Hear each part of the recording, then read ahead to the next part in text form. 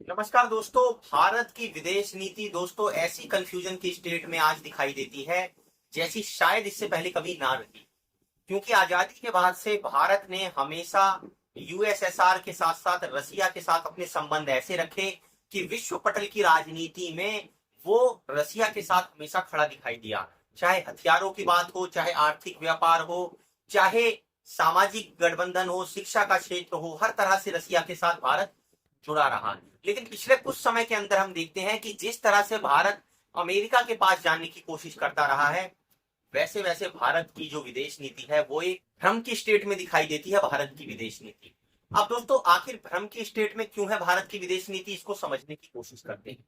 आज पूरा विश्व दोस्तों दो फाड़ ग्रुपों में दिखाई देता है।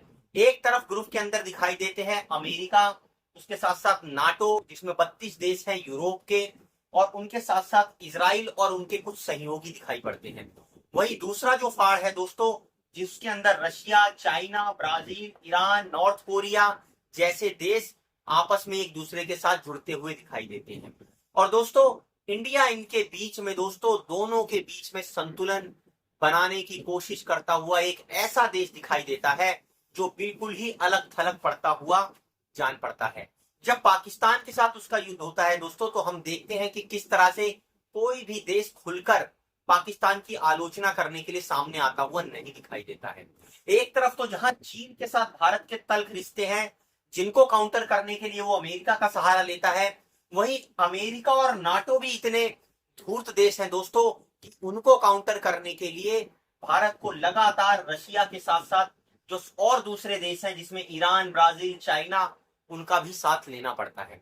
क्योंकि चाइना जिस तरह से एग्रेसिव होकर अपनी अर्थव्यवस्था को बढ़ा रहा है दोस्तों, उसके साथ साथ अपने सैन्य ताकत को बढ़ा रहा है, वो एक बहुत बड़ा भारत के लिए कंसर्न है।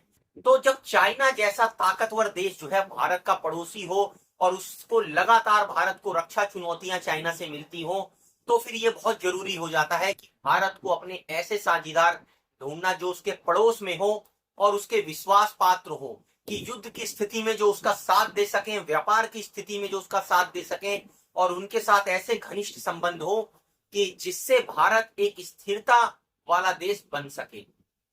आज दोस्तों विदेश नीति के अंदर ये बहुत समझने की जरूरत है।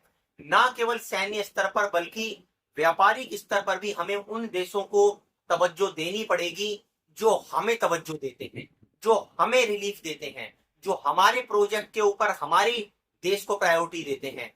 तो दोस्तों अगर हम इन चीजों को इंप्लीमेंट नहीं कर पाते हैं अपनी विदेश नीति के अंदर, और प्रेशर में आके अमेरिका के साथ ट्रेड डील करते हैं, यूरोप के साथ ट्रेड डील करते हैं, दूसरे देशों के साथ ट्रेड डील करते हैं, यहां पर एक चीज और दोस्तों ध्यान देने की है कि अगर भारत ने समय रहते अपनी विदेश नीति के अंदर अपेक्षित सुधार नहीं किए दोस्तों, तो यकीन मानिए इन दोनों संगठनों के बीच में निष्पक्ष होने की कोशिश करता हुआ वो अकेला और अलग थलग पड़ जाएगा।